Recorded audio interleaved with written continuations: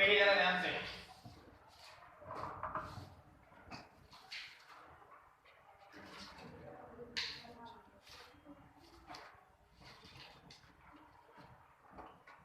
Chemical kinetics. जब भी आप केमिस्ट्री में किसी पर्टिकुलर चैप्टर को डिस्कस करते हैं ना, उसका केमिकल रिएक्शन के इर्द गिर्द कुछ खास तरह का प्रॉपर्टी एक्सप्लेन करने का नेचर होता है। मेरे लाइन का मतलब ये है कि कोई केमिकल प्रोसेस, कोई केमिकल रिएक्शन हो रहा है, उसमें हीट से रिलेटेड डिस्कशन थर्मोडायनेमिक्स का पोर्शन, कितना हीट गेन हुआ, कितना हीट का लॉस हुआ, कौन एक्सोथर्मिक है, कौन एंडोथर्मिक है, किसमें ज्यादा हीट निकलेगा, किसमें कम हीट निकलेगा, ये थर्मोडायनेमिक्स है। कोई एक रिएक्शन हो रहा है, कितना रिएक्टेंट प्रोडक्ट में कन्वर्ट होगा या नहीं होगा, ये इक्विलिब्रियम का पोर्शन है। इक्विलिब्रियम तुमको ये नहीं बताता कि हीट कितना निकलेगा या एक्सोथर्मिक है या एंडोथर्मिक, ठीक है। वो तो कोई ये बताता है कि हाँ 50% होने के बाद इक्विलिब्रियम एस्टैब्लिश हुआ या 20% होने के बाद इक्विलिब्रियम एस्टैब्लिश हुआ, समथिंग लाइक दैट। कोई भी पर्टिकुलर रिएक्शन किस रेट से हो रहा है और उस रिएक्शन के होने के पीछे का मैकेनिज्म क्या है, तो वो केमिकल काइनेटिक्स ये बताता है। मतलब देखो, पानी में डाल दो चूना, एक्सोथर्मिक प्रोसेस आप जानते हैं, ठीक है। कोक को बर्न कर दो, वो भी एक्सोथर्मिक प्रोसेस, ये भी आप जानते हैं। लेकिन दोनों के रिएक्शन के रेट में अंतर, आयरन के ऊपर जंग का लगना, रस्टिंग ऑफ आयरन स्लो होता है, पानी के चूने को डालना फास्ट रिएक्शन तेजी से होता है। इसमें थर्मोडायनेमिक्स आइडिया नहीं दे रहा है, इसमें केमिकल काइनेटिक्स का रोल है, that will decide the rate of reaction. Reaction के रिलेटेड रेट और रिएक्शन के होने के पीछे का मैकेनिज्म केमिकल काइनेटिक्स तुमको ये बताता है। तो आप जब इस चैप्टर को डिस्कस करना स्टार्ट कर रहे हैं तो आप मेंटली तैयार रहिए कि आप रिएक्शन के रेट के बारे में पढ़ेंगे और इस रिएक्शन के होने के पीछे का मैकेनिज्म, रेट को डिसाइड करने वाला फैक्टर्स, रेट लॉ। आप ऑर्गेनिक में बहुत जगह देखे होंगे, बोला जाता है कि बैक साइड अटैक होगा तभी प्रोडक्ट, फ्रंट से नहीं होगा। वो सब चीज यहाँ आप सीखेंगे, ठीक है। रेट कैसे डिसाइड करते हैं हम लोग, है ना, ऑर्गेनिक में सीखे यूनिमॉलिक्यूलर रिएक्शन, बाईमॉलिक्यूलर रिएक्शन। पता है उसका बेसिक क्या है कि आखिर यूनिमॉलिक्यूलर या बाईमॉलिक्यूलर का डिसीजन हम लेते कैसे। हम लोग को ये बात बोल दिया गया कि अगर एक कंसंट्रेशन टर्म है तो यूनिमॉलिक्यूलर, दो कंसंट्रेशन टर्म है तो बाईमॉलिक्यूलर। लेकिन ये कंसंट्रेशन टर्म्स आता कहां से, that will be decided by rate law, ठीक है। तो वो सब इसमें देखना, लिखो जरा कॉपी पे। Chemical kinetics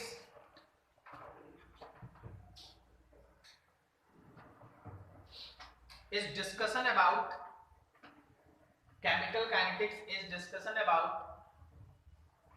rate of reaction,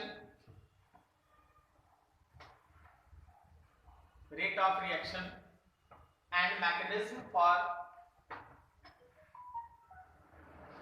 any reaction to convert reactant into product, and mechanism for any reaction to convert reactant into product.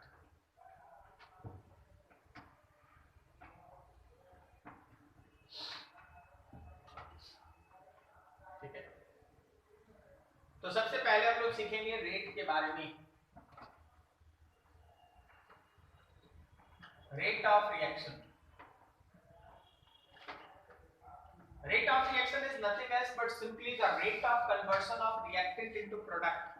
मतलब आप ऐसा कहो, समय के साथ रिएक्टेंट का कितना अमाउंट पर यूनिट टाइम घट रहा है, that will decide rate of reaction. तो रिएक्टेंट हमेशा किसी रिएक्शन में घटेगा, प्रोडक्ट बनेगा। तो इसको आप दो तरीके से डिफाइन कर सकते हैं। मान लीजिए जैसे आपके पास कोई एक रिएक्टेंट है जो अपने आप को प्रोडक्ट में बदल रहा है। सो रेट ऑफ रिएक्शन, अभी तो रेट ऑफ रिएक्शन लिख रहे हैं, बाद में धीरे धीरे केवल रेट लिखेंगे, ठीक है। तो उसको आप समझना है। Rate of reaction is equals to change in concentration of, change in molar concentration of reactant by change in time, and it is also equals to change in molar concentration of product by change in time, ठीक है। लेकिन problem is that कि समय के साथ reactant हमेशा घटता है, तो जब आप चेंज निकालोगे फाइनल माइनस इनिशियल करोगे तो ये टर्म नेगेटिव आ जाएगा। रेट कभी नेगेटिव का कोई सेंस नहीं बनता, इसलिए यहाँ पे खुद से हम लोग एक माइनस यूज करते हैं। समझ में आया माइनस क्यों लगा रहे हैं?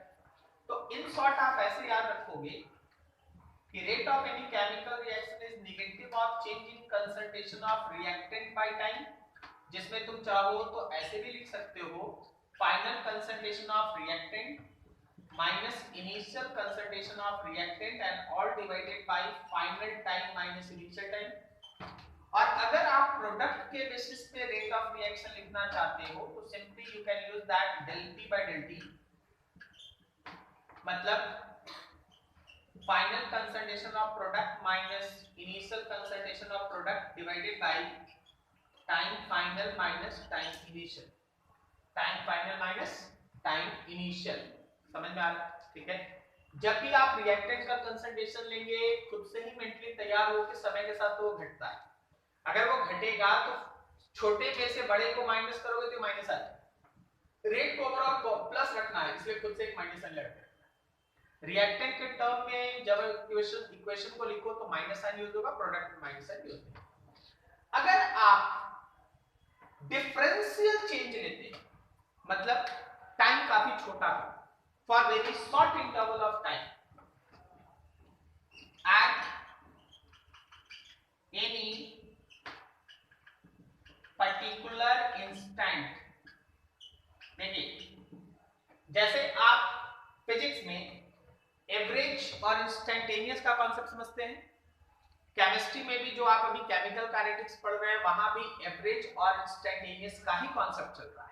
अगर आप एक इंटरवल में एवरेज रेट निकालना चाहते हैं तो del R by del T minus del R by del T और plus del P by del T, और अगर आप किसी इंस्टेंट पे इंस्टेंटेनियस रेट निकालना चाहते हैं, particular instant rate is equals to, तो याद रखना dr by dt माइनस और प्रोडक्ट के तौर पे लिखेंगे तो dp by। एक इंटरवल में अगर बात किया जाए तो एवरेज रेट, और अगर एक खास इंस्टेंट पे बात किया जाए तो इंस्टेंटेनियस रेट। आपको आपके हिसाब से समझा। 3:30 से बैच था, 3 बजे आप घर पे थे। अगर हम 3 बजे से लेके 3:30 बजे के बीच आपका एवरेज वेलोसिटी पूछे तो 3 बजे आप घर पे हैं, 3:30 बजे आप सेंटर पे हैं, सपोज 5 किलोमीटर दूर, तो ओवरऑल तुम्हारे उस आधे घंटे के अंदर तुम्हारा डिस्प्लेसमेंट है 5 किलोमीटर और समय लगा है हाफ आवर, तो 10 kilometre per our is your average velocity during this time. सही है। लेकिन अगर आप ऑटो पे बैठ के आ रहे हैं या फिर बाइक से आ रहे हैं, जैसे भी आ रहे हैं, क्या आपका वेलोसिटी हमेशा 10 किलोमीटर पर आवर ही था? नहीं, हो सकता ऑटो रुका हो, किसी और को चढ़ा रहा हो, तो उस इंस्टेंट पे तुम्हारा वेलोसिटी 0 है। ऑटो को अच्छा खाली जगह मिल गया तो हो सकता है उस समय 10 की जगह पे वो 50 किलोमीटर पर आवर से चल रहा है, उस इंस्टेंट पे उसका वेलोसिटी 50 है। एक इंटरवल में जब तुम बात करोगे तो एवरेज का बात होता है, और एक खास इंस्टेंट पे अगर तुम बात करोगे तो इंस्टेंटेनियस का बात होता है। जो बातें हम आपके साथ कर रहे हैं ना, उसको आप ग्राफिकली देखिए, चीज और क्लियर होगा ग्राफ के हिसाब से। ग्राफिकल एनालिसिस, मान लो जैसे हम लोग पहले रिएक्टेंट का कंसंट्रेशन और टाइम को प्लॉट करें। बताओ जी कैसे बनाएं इस ग्राफ को, इंक्रीजिंग या डिक्रीजिंग? डिक्रीजिंग। शुरुआत में रिएक्टेंट था, समय के साथ घट रहा, यही होता है ना। ठीक है। अब कोई बोल दिया कि सर इस टाइम और इस टाइम के बीच का एवरेज रेट निकालिए, तो जब आप इनिशियल टाइम, देखिए हम इसको कहते हैं इनिशियल टाइम, इसको कहते हैं फाइनल टाइम। ओके, तो इनिशियल टाइम पे रिएक्टेंट का एक कंसंट्रेशन होगा और फाइनल टाइम पे भी रिएक्टेंट का कुछ ना कुछ कंसंट्रेशन होगा। ग्राफ में तुम देखो, तुमको पता चल रहा है कि फाइनल वाला कब इनिशियल वाला ज्यादा है। सही है। अब आप अगर ये वाला परपेंडिकुलर निकालते हैं तो इसको आप del R कहेंगे, और ये जो आप बेस निकालेंगे वो डेल टी कहलाएगा। तो एवरेज रेट, समझ में आ रहा? माइनस तो स्लोप के कारण लिखोगे del R by del T, और डेल आर में कैसे लिखना है तो यहाँ लिखा हुआ final reactant concentration minus initial divided by time converge times. अब इसी चीज को अगर कोई प्रोडक्ट के ग्राफिकल एनालिसिस में देखना चाहे, प्रोडक्ट का कंसंट्रेशन टाइम, तो प्रोडक्ट कैसे चला, ठीक है, शुरुआत में 0 था, फिर समय के साथ बढ़ रहा था। अब यहां भी अगर कोई दो टाइम डिसाइड कर ले कि सर ये रहा मेरा इनिशियल टाइम और ये रहा फाइनल टाइम जिसके बीच हमको रेट निकालना है, तो देखो इनिशियल टाइम से रिलेटेड प्रोडक्ट का इनिशियल कंसंट्रेशन, फाइनल टाइम से रिलेटेड प्रोडक्ट का फाइनल कंसंट्रेशन कौन बड़ा है, इनिशियल की फाइनल, इसलिए फाइनल। तो ये जो आप T final minus T initial करोगे वो डेल T होगा, और T final minus T initial करोगे वो डेल T होगा। फिर से अगर तुम यहाँ पे एवरेज रेट लिखे then it is del T by del T, समझ में आ रहा है, ठीक है। तो ग्राफिकली आप ऐसे जा सकते हैं एवरेज पे। अब इंस्टेंटेनियस पे आओ, मान लो हम लोग रिएक्टेंट का कंसंट्रेशन और टाइम बना रहे हैं, ऑब्वियसली ग्राफ का नेचर नहीं बदलता है। कोई कह दिया कि सर एग्जैक्टली हमको इस टाइम पे आप रेट बता दीजिए, ऊपर और नीचे में अंतर करते रहना, कंपैरिजन करने रहना। यहाँ पे बात है एक इंटरवल के अंदर, यहाँ बात है खास इंस्टेंट, तो आपको क्या करना है, यहाँ पे एक स्लोप, यहाँ पे एक टेंजेंट ड्रॉ करना है, ठीक है। ये टेंजेंट, इस टेंजेंट का जो तुम स्लोप निकालोगे ना वो कहलाएगा instantaneous rate, slope of tangent, slope of tangent. जो भी आप टेंजेंट बनाए हो उस पॉइंट को ध्यान में रखें उसका, और इसको सॉल्व करना कुछ और नहीं है, ये डिफरेंशिएशन है r का टाइम के रिस्पेक्ट, r का जो रहेगा ना इक्वेशन उसका टाइम के रिस्पेक्ट में डिफरेंशिएट करके t पुट कर दो आंसर, ठीक है। इसी तरह अगर आप प्रोडक्ट को लेके चले और टाइम, तो प्रोडक्ट ऐसे चला, आप चाहते हैं सर एकदम इसी खास इंस्टेंट पे हमको सर रेट निकालना, फिर से वही कहानी है, draw a tangent, draw a particular tangent, एकदम यहां से टच करता हुआ एक बढ़िया सा टेंजेंट बना लो, और उस टेंजेंट का जो तुम स्लोप निकालोगे, जो भी तुम स्लोप निकालोगे वो इंस्टेंटेनियस रेट होगा, instantaneous rate, slope of tangent, slope of tangent that is dp by, क्या यहां से माइनस है, जुड़ा माइनस है ना, माइनस। तो ये है तुम्हारे पास एवरेज रेट और इंस्टेंटेनियस रेट का डिस्कशन। एवरेज रेट और इंस्टेंटेनियस रेट सेम भी हो सकता है, डिफरेंट भी हो सकता है। जैसे आप 3 बजे से 3:30 बजे के बीच average velocity 10 kilometre per hour निकालें, तुम्हारे ऑटो का वेलोसिटी 10 के बराबर भी किसी क्षण हो सकता है, उससे ज्यादा भी किसी क्षण हो सकता है, उससे कम भी हो सकता है, जीरो भी हो सकता है, क्या बोलते हो, सही है। तो वैसे ही एवरेज रेट ऑफ रिएक्शन और इंस्टेंटेनियस रेट ऑफ रिएक्शन में कोई भी बड़ा छोटा बराबर जीरो हो सकता है, कोई दिक्कत नहीं, ठीक है। अब जरा इतना बड़ा लंबा चौड़ा चीज डिस्कशन हो गया, मेरे दिमाग में एक चीज चल रहा है, जरा बताओ तो रेट का यूनिट क्या होगा, रेट ऑफ रिएक्शन का यूनिट क्या होगा, क्या इसका यूनिट मोल पर लीटर है? अगर कंसंट्रेशन में रहा तो मोल पर लीटर, कभी कभी होता है कंसंट्रेशन को हटा के पार्शियल प्रेशर यूज कर लिया जाता है, तो प्रेशर का यूनिट बाई टाइम, ठीक है। तो आप इसको ऐसे भी सोच सकते हो, कंसंट्रेशन मोल पर लीटर पर सेकंड, या फिर मोल पर लीटर की जगह पे प्रेशर का कोई यूनिट, मान लो एटीएम पर सेकंड। पास्कल जनरली नहीं होता, पास्कल ऐसा ही है ना, देखो होता है, आप थोड़ा लॉजिक समझना। केमिस्ट्री का डाटा कभी आप देखो वॉल्यूम को मीटर क्यूब में देते, लीटर, सही है, लीटर रहता है। प्रेशर को आप जनरली ही कहीं मतलब खास तौर पे आप देख पाएंगे कि वो पास्कल में रहे, जनरली वो किस में रहेगा, एटीएम बार इसी में रहेगा, तो यूनिट भी उसी हिसाब से लिखो, बाकी अगर समय पे आता है तो एडजस्ट करो, ठीक है। नोट करो इसका फटाफट।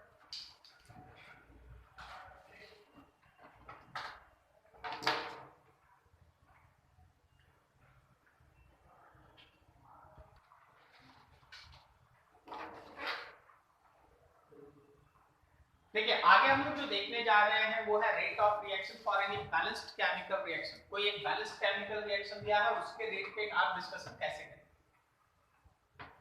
For any balanced chemical reaction, आपके पास कोई एक बैलेंस्ड केमिकल रिएक्शन है, मान लो इस तरीके का एक रिएक्शन है, A plus B arrow C plus D, something like that।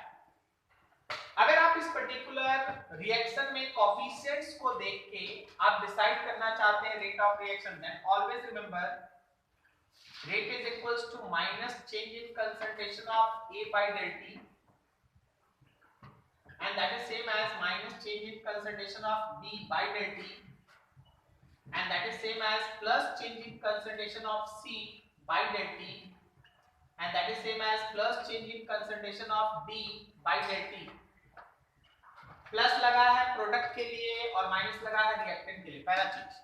But इतने से काम नहीं होगा, रिएक्टेंट में A का कोफिशिएंट है A, उससे डिवाइड करना होगा, B का कोफिशिएंट है B, उससे डिवाइड करना होगा, यहाँ C से और यहाँ D से डिवाइड करना होगा, तब आपको मिलेगा रेट ऑफ रिएक्शन। अब यहाँ से सीखने से फायदा ये होता है कि out of these four components किसको बोल रहे हैं, A को, B को, C और D को, कोई भी एक का अगर डाटा है ना तो बाकी सब निकल जाता है। ठीक है, मान लो जैसे B का डाटा प्रोवाइडेड है, तो वहां से आप रेट निकाल लिए, आप रेट को इससे इक्वेट कर दिए तो A का डाटा मिल गया, रेट को इससे C से इक्वेट कर दिए C का डाटा मिल गया, D से इक्वेट कर दिए तो D का डाटा। इसमें कुछ टर्म्स है, उसको जरा ध्यान रखना है। जो आप minus del A by del T देखते हैं, इसको हम लोग कहते हैं rate of disappearance of A। Disappearance इसलिए क्योंकि A धीरे धीरे घट रहा है, डिसअपीयर हो रहा है, रिएक्टेंट है ना, वो घट रहा है, डिसअपीयर हो। अगर आप लिखते हैं minus del B by del T, खुद से सोचो क्या होगा, rate of disappearance of B। अगर आप लिखते हैं plus del C by del T, तो इसको आप कह सकते हैं रेट ऑफ अपीयरेंस बोलो या फॉर्मेशन बोलो, अपीयरेंस और formation of C, rate of formation of C और rate of appearance of C। इसी तरह plus del D by D बोला जाए, del D, this is rate of appearance और फॉर्मेशन ऑफ D। कब क्या आपसे पूछा जाता है, आपको उस लैंग्वेज के हिसाब से आपको अच्छे तरीके से सोचना पड़ता है। जैसे मान लो हमारे पास कोई एक रिवर्सिबल रिएक्शन है, चलिए क्वेश्चन कर लेते हैं। सपोज N2 गैस है, 3H2 गैस है, एरो 2NH3 गैस है। तुमसे ये बोला गया if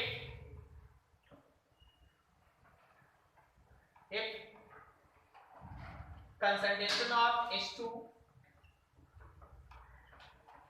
changes from 0.6 mole per liter to 0.6 mole per liter to 0.2 mole per liter in 10 seconds,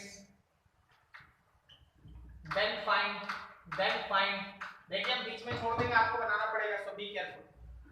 बोला गया concentration of H2 changes from 0.6 mole पर लीटर टू 0.2 मोल्स पर litre in 10 seconds, then find. पहला बोला गया रेट ऑफ रिएक्शन निकालो। दूसरा बोला गया rate of formation of ammonia. तीसरा बोला गया rate of disappearance of nitrogen. बनाओगे, पहले हाइड्रोजन का डाटा यूज करो, रेट निकालो, फिर तीनों को इस तरह के इक्वेशन में रखो। अगर रेट मालूम हो गया है तो तुम उसको नाइट्रोजन से भी जोड़ सकते हो, रेट मालूम हो गया तो तुम उसको अमोनिया से भी जोड़ सकते हो, और रेट मालूम कहां से होगा, हाइड्रोजन के टर्म। समझ में आ रहा? ट्राई करो, देखते हैं।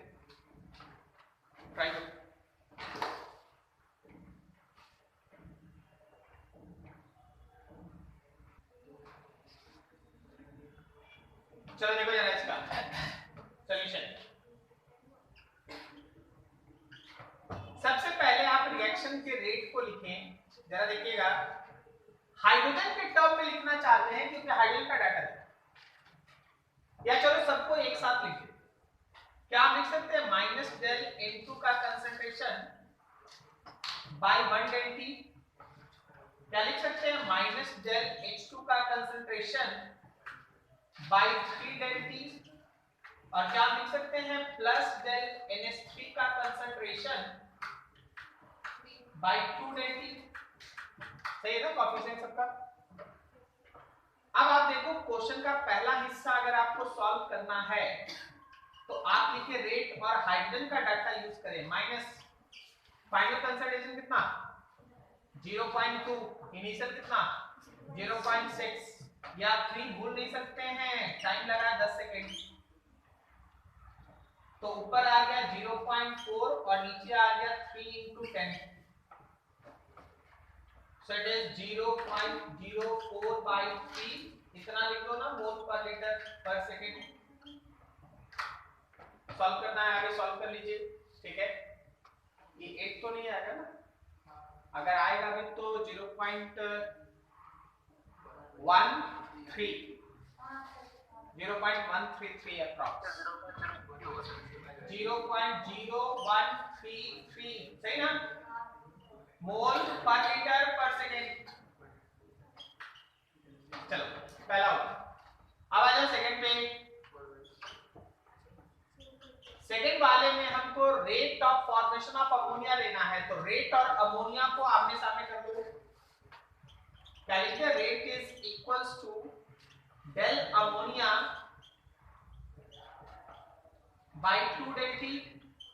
तो अगर हमको यहां से rate of formation of ammonia निकालना है, इसका मतलब del NH3 bye del T निकालना है। तो क्या इसके लिए ट्वाइस द रेट करें, 2 से। अब उसको मल्टीप्लाई कर लीजिए, जो आ गया आंसर 2 से मल्टीप्लाई करिए तो ये सॉल्व करके आ रहा 0.0266 मोल पर लीटर पर सेकेंड। अब third rate of disappearance of nitrogen, तो उसके लिए रेट को सीधा नाइट्रोजन के टर्म में लिखो माइनस डेल N2, इसका कोएफिशिएंट भी तो 1 ही है ना, तो सेम आंसर आ जाएगा, सेम आंसर आ जाएगा, ठीक है, सेम आंसर आ जाएगा, कोएफिशिएंट 1 है इसका। तो rate of disappearance of nitrogen और रेट दोनों सेम, ठीक है। किसका तीनों सही, बाद में से कोएफिशिएंट्स के लिए तो बताया गया था ना कि कोएफिशिएंट रहेगा तो कैसे प्रोसीड करना है, ठीक है। उधर हो गया सबका, समझ में आया, कोएफिशिएंट रहेगा तो कैसे प्रोसीड करना है। और देखो कोएफिशिएंट नहीं है इसका मतलब 1 है, और क्या।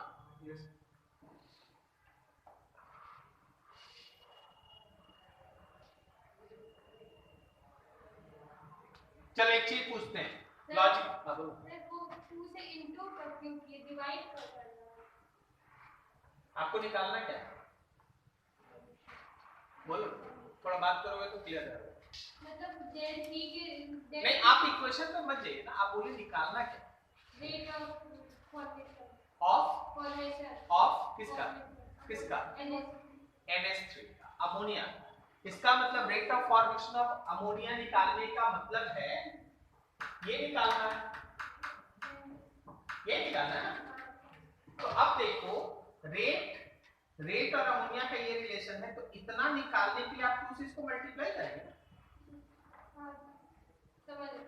रेट आप निकालने चल रहे हैं उससे मल्टीप्लाई। और कुछ डाउट, क्लियर है। चलो आगे।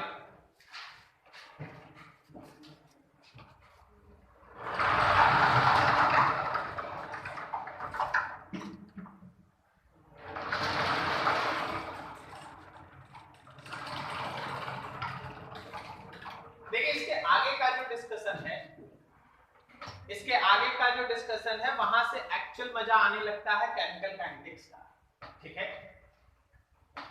सुनिएगा, हम लोग थोड़ा रिएक्शन के मैकेनिज्म के अंदर इंटर करना स्टार्ट करते हैं।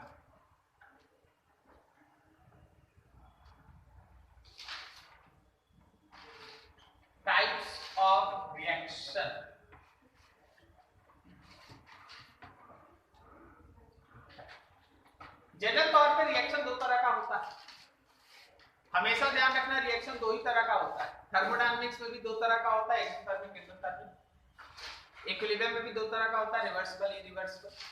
केमिकल काइनेटिक्स में भी रिएक्शन को दो तरह का माना जाता है, ठीक है। कौन कौन? तो एक सिंपल रिएक्शन या एलिमेंट्री रिएक्शन और एक होता है कॉम्प्लेक्स रिएक्शन। कुछ रिएक्शन ऐसा होता है जो सिंगल स्टेप में कंप्लीट होता है, रिएक्टेंट सीधा प्रोडक्ट में कन्वर्ट हो जाता है, ऐसे रिएक्शन को आप कहते हैं सिंपल रिएक्शन या एलिमेंट्री रिएक्शन, जो एक स्टेप में होता है, रिएक्टेंट चेंजेस टू प्रोडक्ट का, ठीक है। लेकिन कुछ रिएक्शन ऐसा होता है जिसमें एक से ज्यादा स्टेप्स इन्वॉल्व होता है। आपको कुछ याद आ रहा है? एक से ज्यादा स्टेप्स इन्वॉल्व, जितना भी ऑर्गेनिक में रिएक्शन इंटरमीडिएट वाला पढ़े, सब एक से ज्यादा रिएक्शन स्टेप। कभी आप है ना रिएक्टेंट को पहले इसमें कन्वर्ट किए रिएक्शन इंटरमीडिएट में, फिर अगर रिएक्शन इंटरमीडिएट भी लेस स्टेबल निकला तो उसको भी मोर स्टेबल फॉर्म में बदले, तो दूसरा स्टेप। उसमें भी अगर हाइड्राइड शिफ्ट है, मिथाइल शिफ्ट है, फिनाइल शिफ्ट है, तो दो तीन और स्टेप। तो वैसा रिएक्शन जो एक से ज्यादा स्टेप में होता है उसको हम लोग कहते हैं कॉम्प्लेक्स, और ऐसा रिएक्शन जो सिंगल स्टेप में होता है उसको हम लोग कहते हैं एलिमेंट्री या सिंपल रिएक्शन।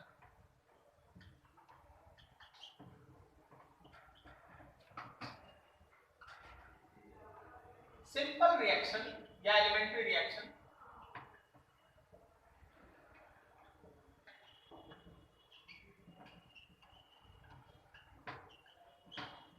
देखिए, दिमाग खुला रखिएगा, आधा घंटा में बहुत ज्यादा कुछ बात ऐसा हो जो कंफ्यूजन भी क्रिएट करता है और कुछ बेसिक कॉन्सेप्ट को क्लियर भी करता है।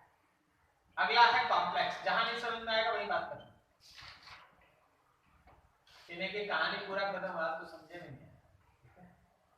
Simple reaction, complex reaction. Simple reaction का बात ये बोलो, टेक्स प्लेस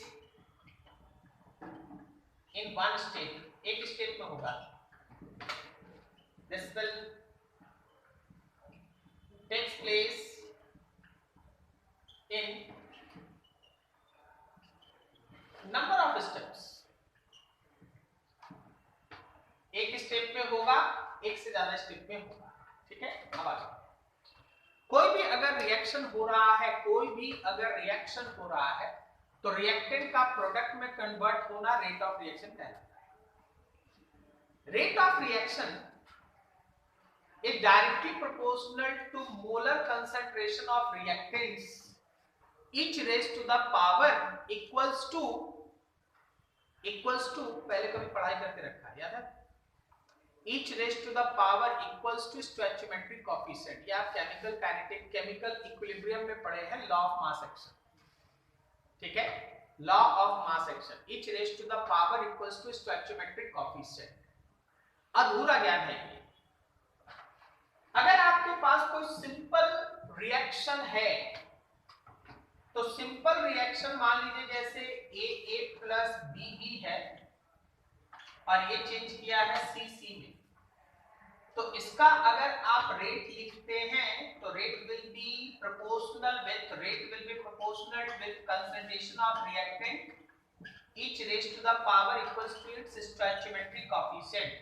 और जैसे ही आप यहाँ पे प्रोपोर्शनैलिटी का साइन हटाते हैं यहाँ कांस्टेंट आ जाता है K। इस K को हम लोग कहते हैं रेट कांस्टेंट। K क्या कहलाता है? Rate constant. और ये जो आपके सामने थ्योरी है ये अधूरा है, पूरा करने के लिए आप इसको कॉम्प्लेक्स रिएक्शन में ले जाएं। जब आप कॉम्प्लेक्स रिएक्शन कोई लेते हैं जैसे AA प्लस BB, ये कॉम्प्लेक्स रिएक्शन से DD में कन्वर्ट होता है। कॉम्प्लेक्स रिएक्शन कहने का मतलब एक स्टेप में नहीं हुआ होगा, एक से ज्यादा नंबर ऑफ स्टेप्स में हुआ होगा। तो ऐसे केस में rate of reaction is proportional to molar concentration of reactants each raised to some power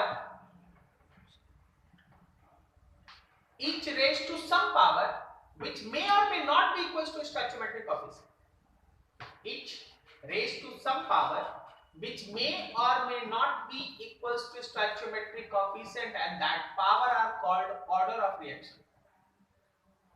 Order आप जो बोलते हैं ना यूनिमॉलिक्यूलर, वो एक्चुअली ऑर्डर 1 है। आप जो बोलते हैं बाई मॉलिक्यूलर, एक्चुअली ऑर्डर 2 है, ठीक है, सुनते जाओ, फिर से सुनो। जब कोई रिएक्शन एक से ज्यादा स्टेप में होगा, जिसको हम लोग कॉम्प्लेक्स रिएक्शन कहते हैं, उसमें rate of reaction will be directly proportional to molar concentration of reactants each raise to some power which may or may not be equals to stoichiometric coefficient and always determined experimentally, हमेशा ये experiment से निकलता है। Such powers are called order of reaction, उसको order of reaction कहते हैं, और जो हम लाइन आपको बोल रहे हैं उसको हम लोग कहते हैं रेट लॉ। कोई भी कॉम्प्लेक्स रिएक्शन जो एक से ज्यादा स्टेप्स में होता है, हमेशा ध्यान रखना उसमें कोई ना कोई एक स्टेप होगा जो सबसे स्लो होगा। आई मान लीजिए यहाँ पे ए बी मिलकर डी बनाया और इसमें बीच में 3 स्टेप है। 3 स्टेप में कोई फास्ट है, कोई बहुत फास्ट है, कोई सबसे स्लो है, तो that slowest step will decide rate of reaction. ठीक है, slowest step will decide rate of reaction, और उसी के बेसिस पे अल्फा और बीटा लिखा जाता है। तो बहुत सारी चीजें हैं इसमें छिपी हुई। आप इसको ऐसे समझ सकते हैं, रेट इज इक्वल्स टू के, ए पे पावर अल्फा एंड बी पे पावर बीटा। फिर से अगर एलिमेंट्री रिएक्शन है, सिंपल रिएक्शन है, तो जो अल्फा और बीटा है वो कोएफिशिएंट के ही बराबर होगा, ए और बी के बराबर। लेकिन अगर कॉम्प्लेक्स रिएक्शन है तो अल्फा और बीटा, ए और बी कहने का मतलब कोएफिशिएंट के बराबर हो भी सकता है और नहीं भी हो सकता है। सर होगा या नहीं होगा ये डेफिनेट नहीं है, that will be decided by slowest step involved during mechanism. Mechanism में जो सबसे स्लोवेस्ट स्टेप होगा वो डिसाइड करेगा कि अल्फा और बीटा कितना है। ठीक है, इसको हम लोग कहते हैं रेट लॉ, इसको हम लोग कहते हैं लॉ ऑफ मास एक्शन, जो केमिकल इक्विलिब्रियम में आप पढ़े हैं। ये लॉ ऑफ मास एक्शन से आता है और ये रेट लॉ से आता है। Rate law is more important comparison to law of mass action. Law of mass action यहां नहीं काम करेगा, लेकिन रेट लॉ यहां भी काम करेगा। क्यों? बस यहाँ अल्फा ए और बी, ठीक है, कोएफिशिएंट के बराबर, वो तो ऑलरेडी यहाँ बोला जा रहा है कि अल्फा और बीटा मे और may not be, may and may not be coefficients, हो भी सकता नहीं भी। कब हो सकता है? जब रिएक्शन सिंपल स्टेप में हो, मतलब सिंपल हो, तो अल्फा और बीटा कोएफिशिएंट के बराबर। कब नहीं होगा बराबर? जब वो रिएक्शन कॉम्प्लेक्स हो। जैसे हम तुमसे एक रिएक्शन पूछते हैं, सुनना ध्यान से, हम बोलेंगे 2a + 3b एरो 4c। अब इसका हम रेट लिख के देंगे तुमको, k, a पे 2 बोले, b पे 3 बोले, c पे 4। ठीक है, अब हम तुमको इसका रिएक्शन रेट लिख के देंगे, rate is equals to k, a पे पावर 1, b पे पावर 6। क्या तुमको आइडिया मिल गया कि जो रिएक्शन हम बोल रहे थे वो कॉम्प्लेक्स है या एलिमेंट्री? कॉम्प्लेक्स है, सही है। अब हम बोलेंगे k, a पे पावर 2, b पे पावर 3, रिएक्शन इज एलिमेंट्री या सिंपल, क्योंकि कोएफिशिएंट्स उसके बराबर। तो ऐसे दिमाग डेवलप करना पड़ेगा। ठीक है, इतना नोट करने का जगह छोड़ो, स्टेटमेंट लिखो। देखो, in case of complex reaction, in case of complex reaction which takes place in more than one step, which takes place in more than one step, which takes place in more than one steps, comma, slowest step is rate determining step, slowest step is rate determining step.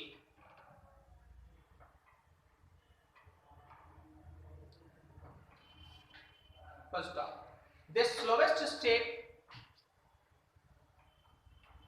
will give rate of reaction, will give rate of reaction according to rate law, according to rate law will give rate of reaction according to rate law। नीचे लिखना rate law अलग से, rate law ध्यान से लिखना।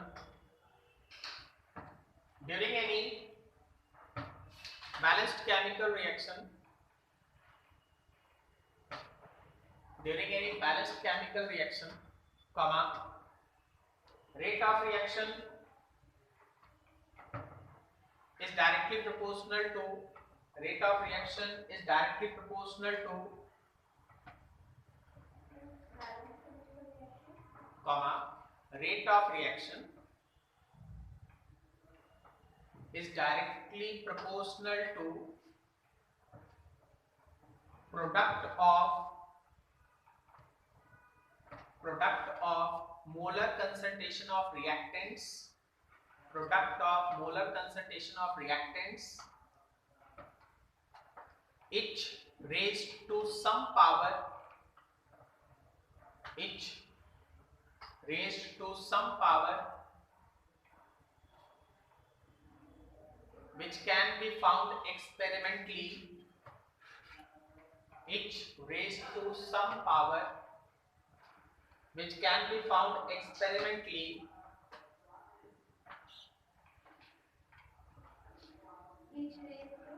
some power which can be found experimentally, and it may or may not be equals to, and it may or may not be equals to stoichiometric coefficient, and it may or may not be equals to stoichiometric coefficient, and it may or may not be equals to stoichiometric coefficient. Paragraph change. These powers are known as order of reaction. These powers are known as order of reaction.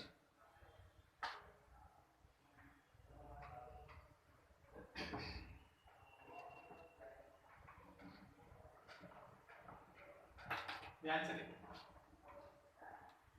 For any balanced chemical reaction, के लिए हमारे पास एक balanced chemical reaction कैसा है भाई? तो AA plus BB arrow C and BB according to rate law. अब word आ गया रेट लॉ. हम लोग लिखते हैं rate of reaction is proportional with A पे पावर अल्फा एंड B पे पावर बीटा. आप प्रोपोर्शनैलिटी हटा दो तो rate will be equals to some constant A पे पावर अल्फा एंड B पे पावर बीटा. यहाँ देखने वाली बात ये है कि A को हम लोग रेट कांस्टेंट कहते हैं. रेट कांस्टेंट, दूसरा नाम वेलोसिटी कांस्टेंट भी है. Alpha is order of reaction with respect to A के टर्म में ऑर्डर अल्फा है. Beta is order of reaction with respect to B and alpha plus beta इसको n मान लेना is overall order of reaction. Overall order of reaction, overall order of reaction. Alpha plus beta is overall order of reaction. अगर overall order 1 है, overall order 1 है मतलब खाली एक reactant, बस एक रिएक्टेंट टर्म और कुछ नहीं, तो उसको आप कहते हैं यूनिमॉलिक्यूलर. ठीक है. अब मॉलिक्यूलर में भी कुछ यहाँ पे केमिकल काइनेटिक्स में एक अलग कॉन्सेप्ट बन जाता है, तो उसको हम लोग थोड़ी देर बाद बात करेंगे. अभी ऑर्डर तक आप पहुंचे. ऑर्डर को आप कैसे निकालते हैं? लिखा हुआ एक्सपेरिमेंट से. ठीक है, क्योंकि आप रिएक्शन देख के तो कभी नहीं बता पाएंगे ना किसके अंदर क्या मैकेनिज्म इन्वॉल्व है, तो आपको इसका खुद से रिएक्शन लिखना पड़ता है. जैसे हम एक एग्जांपल आपको देते हैं, हम आपको एक छोटा सा एग्जांपल दे रहे हैं, उसको बात समझिएगा ध्यान से. 3A plus 2B arrow 4C बोला गया. मैकेनिज्म ऑफ दिस रिएक्शन मतलब इस रिएक्शन का जो मैकेनिज्म है वो दिया गया. क्या दिया गया है? 2A plus B arrow C, A plus B arrow 3C. ऊपर वाला स्लो है और नीचे वाला फास्ट है, दोनों को जोड़िएगा तो आप देख रहे ऊपर वाला ही रिएक्शन आ रहा है. 3A plus 2B arrow 4C आ रहा है. तो अगर तुमसे कोई बोले कि चलो भाई इसका रेट लिखो, then rate of reaction, rate लिखो. तो क्या तुम इसका रेट ऐसे लिखोगे, rate is equals to K concentration of A and concentration of B. बताओ जरा, ए पे कितना पावर दोगे? 2 देंगे और बी पे पावर 1 देंगे। देखिए 2 और 1 उसका कोएफिशिएंट्स के बराबर नहीं है, स्लोवेस्ट स्टेप का वो रिएक्टेंट्स है, इसलिए 2 और 1 वहां है। ठीक है, धीरे धीरे जैसे क्लासेस इन्वॉल्व होगा, एक दो क्लास के अंदर आपको ये लिखने खुद आ जाएगा। ठीक है, हम लोग टाइम जैसे स्पेंड करेंगे पता चल जाएगा। ठीक है, नोट करें।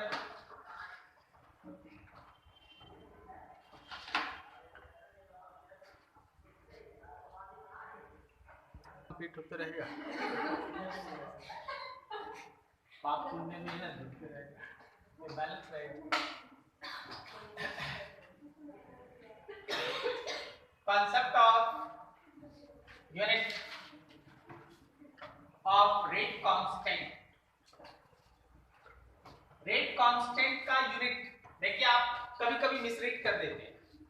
रेट ऑफ रिएक्शन का एक ही यूनिट है, फिक्स्ड है, मोल पर लीटर पर सेकंड।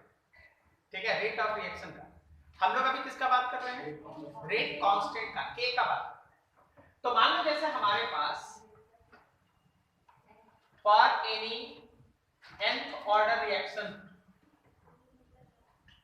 अब ये ऑर्डर क्या लिखे हैं, किसका nth लिखे हैं, ए का, बी का या overall? Overall. For any nth order reaction आप ऐसे ही नहीं लिखेंगे, rate is equals to some constant into concentration of reactant पे पावर n। सही ना? n। आप अगर यहां से k लिखेंगे तो k will be rate divided by concentration of reactant power n। Unit put कर दो, रेट का यूनिट होता है मोल पर लीटर पर सेकेंड, और नीचे होगा मोल पर लीटर पे पावर n, यही होगा। थोड़ा सिंपलीफाई करो, k का यूनिट देखते जाओ, पहले मोल वाले को पकड़ो। क्या मोल पे पावर 1 माइनस n आएगा? लीटर पे पावर देखो n माइनस 1 आएगा, और सेकंड पे पावर माइनस 1 आएगा। नहीं समझा? कर ले थोड़ा चीज तो कैलकुलेट। माइनस n है, ऊपर जाएगा तो प्लस n हो जाएगा, यहाँ माइनस 1। ठीक है, यहाँ पे n है, यहाँ 1 है, तो ये n ऊपर जाएगा तो माइनस होगा। तो ये है इसका k का यूनिट, k का यूनिट। हाँ बोलो, ये कौन बता दे कि कोई कांस्टेंट हमेशा यूनिटलेस कैसे होता है? प्रोपोर्शनैलिटी कांस्टेंट, समझे?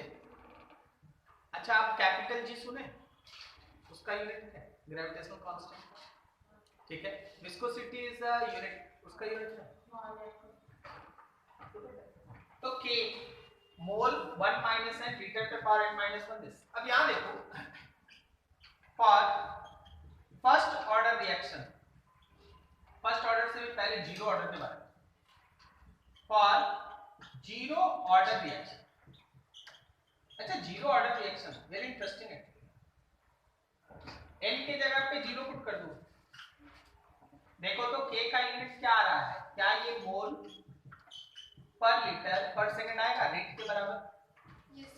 ठीक है, वैसे भी आप देखिए n की जगह जीरो पुट कीजिएगा, k और रेट बराबर। ठीक है, सोचो अगर हमारे पास फर्स्ट ऑर्डर रहा, सबसे ज्यादा यूज होने वाला रिएक्शन है, अगले दिन से आपको पता चलने लगेगा, first order reaction. First order अगर रिएक्शन है तो n की जगह पे 1 पुट करो, देखो तो k का यूनिट सेकंड माइनस 1 बच रहा है, n की जगह 1 लिखो। सही है, यहाँ 1 पुट कर दिए तो 1 माइनस 1 बोल पे पावर 0 मतलब 1 लीटर, 1 माइनस 1 लीटर पे पावर 0 फिर से 1, तो केवल सेकंड माइनस 1। सेकंड माइनस 1 बोलो या फिर टाइम माइनस 1 बोलो, दोनों की बात। बहुत बार आपको केवल k के यूनिट की मदद से डिसाइड करना पड़ेगा what is order of reaction. तो आप जैसे ही k देखिएगा, time inverse, second inverse, minute inverse, year inverse, something like that, mentally तैयार हो जाओ कि हाँ ये फर्स्ट ऑर्डर रिएक्शन है, अब आपको फर्स्ट ऑर्डर के थ्रू प्रोसीड करना है। ठीक है, second, third, for second order reaction, for second order reaction, obviously n का वैल्यू 2 होगा। जब n का वैल्यू 2 पुट करेंगे k मोल पे पावर -1, लीटर पे पावर 1 और सेकंड पे पावर -1, सही है। n की जगह 2 लिख दो, 1 - 2 - 1, 2 - 1 1 सेकंड इनवर्स, तो k का यूनिट ये रहा एंड सो ऑन। ऐसे ही आगे जा सकते, ऐसे ही आगे बढ़ सकते।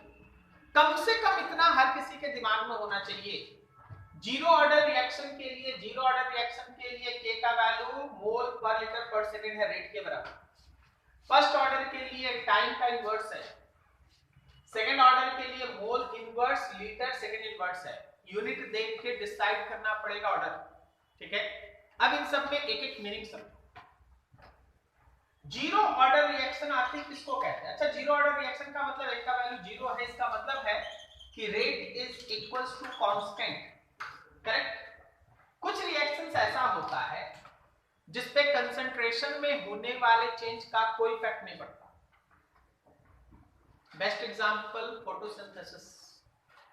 फोटोसिंथेसिस जो है ना, वो फोटॉन्स के एनर्जी, क्लोरोफिल, इन सब के कॉम्बिनेशन के ऊपर डिपेंड करता है। कंसंट्रेशन से उसको कोई मतलब नहीं, वहां भी एक केमिकल रिएक्शन ही हो रहा है, बट उसको कंसंट्रेशन टर्म से कोई मतलब नहीं है। सच काइंड ऑफ रिएक्शन जो कंसंट्रेशन टर्म से इंडिपेंडेंट हो, उसके ऊपर वो डिपेंड ना करे, उसको हम कहते हैं जीरो ऑर्डर रिएक्शन। अब हम तुमसे बोलेंगे कि देखो जी, कंसंट्रेशन ऑफ रिएक्टेंट को दुगना कर दिए, rate of reaction remains unchanged, तो आपको सोचना चाहिए कि कंसंट्रेशन में चेंज का रेट पे कोई इफेक्ट नहीं पड़ता, so order of reaction is zero. हम आपको वही चीज बोल रहे हैं जो आपको क्वेश्चन में मिलेगा। आपको कैसे पता करना है कि ऑर्डर क्या है? आपको बोला गया है क्या कि order will be decided experimentally, बोला गया। तो एक्सपेरिमेंट होगा, एक रिएक्शन होगा, सुनते जाना, समझते जाना, समझना। एक रिएक्टेंट है, उसके लिए एक ऑर्डर है, मान लो रेट है, रेट कितना है R0। फिर आपको पता करना है कि भाई ये कितने ऑर्डर रिएक्शन का है, आखिर ये जो रिएक्शन हो रहा है कितने ऑर्डर का है। तो हम क्या करें, हम रिएक्टेंट के कंसंट्रेशन को दुगना करेंगे और फिर हम रेट मेजर करेंगे। जब हम रिएक्टेंट के कंसंट्रेशन को 2 टाइम्स किए, हम देखें रेट पे कोई इफेक्ट ही नहीं पड़ रहा, पहले जितना तेजी से बन रहा था उतना ही तेजी से अभी भी बन रहा। इसका मतलब कंसंट्रेशन में चेंज से रेट को कोई मतलब नहीं है, so order is zero, zero. अब देखिए दूसरा एक रिएक्शन, रिएक्टेंट लिए कुछ, प्रोडक्ट में बन रहा है, रेट निकालना, ठीक है। अब क्या किए, रिएक्टेंट के कंसंट्रेशन को दुगना किए, फिर रेट का मेजरमेंट किए, पता चला कि रेट आया 4 टाइम्स, 4 गुना बढ़ गया। रिएक्टेंट के कंसंट्रेशन को दुगना किए, रेट 4 गुना बढ़ गया, मतलब तेजी से हो रहा, 4 गुना तेजी से, so order is 2, second order.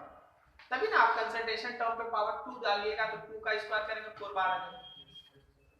ये सब आपको क्वेश्चंस के अंदर सोचना, ठीक है। अब हम कर रहे हैं क्या, कंसंट्रेशन ऑफ रिएक्टेंट को डबल किए, रेट भी डबल हो गया, मतलब 1 power 1, so it is first order reaction. तो ऐसे करके हम लोगों को डिसीजन लेना पड़ेगा, what is the order of reaction. मेरी बात समझ में आ रही है? ठीक है, चीजें ऐसे चलेंगी और उसी तरीके से आपको डिसीजन लेना है। जैसे एक एग्जांपल, ये यूनिट भी एक मेथड होगा, उसको भी देखो। जैसे एक क्वेश्चन दे रहे हैं, जरा बात, एक रिएक्टेंट है, अपने आप को प्रोडक्ट में बदला, ठीक है। बोला गया एक्सपेरिमेंट डाटा shows that, थोड़ा और इसको अच्छा कर लेते हैं ताकि पता चले, A plus B arrow C, ठीक है। यहाँ A है, यहाँ B and so experiment data क्या दिखाता है, concentration of A, concentration of B and rate, ये 3 चीज दिया है। बोला गया कि जब A का कंसंट्रेशन और B का कंसंट्रेशन लेते हैं तो रेट आता है, जब A के कंसंट्रेशन को 2 टाइम्स किए, B के कंसंट्रेशन को वही रखे तो रेट डबल है, और जब A के कंसंट्रेशन को सेम रखे, B के कंसंट्रेशन को डबल किए तो रेट पे कोई इफेक्ट नहीं पड़ा। बताओ जी रिएक्शन का ऑर्डर। लास्ट वाला जीरो से हमको मतलब नहीं, हमको तो ऑर्डर चाहिए। रिएक्शन का ऑर्डर बताओ।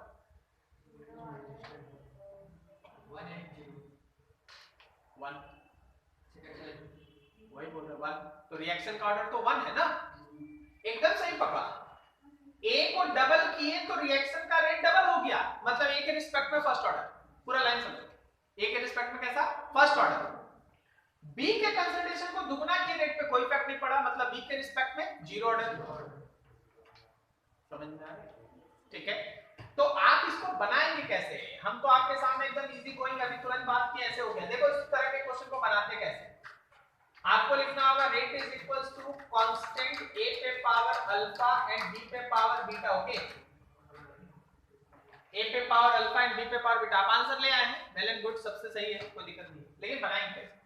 तो हम लिखेंगे r0 के a0 पे पावर अल्फा b0 पे पावर बीटा, फिर हम लिखेंगे 2r0 के a का डबल अल्फा, b वही रह गया बीटा, और फिर हम लिखेंगे r0 के a को सेम रखना है और b को डबल करना है पावर बीटा। करेक्ट है?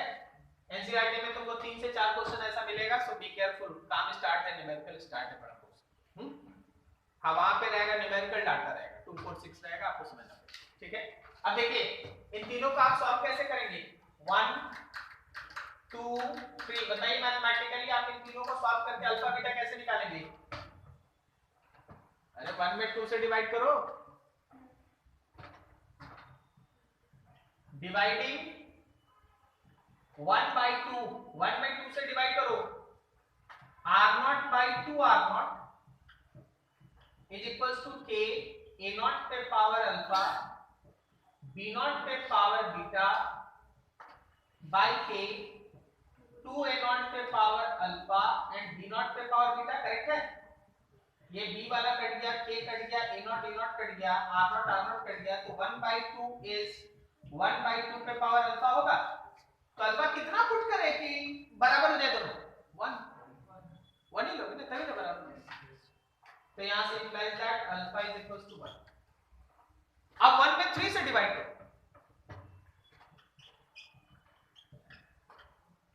डिवाइडिंग 1 by 3, तो r0 by r0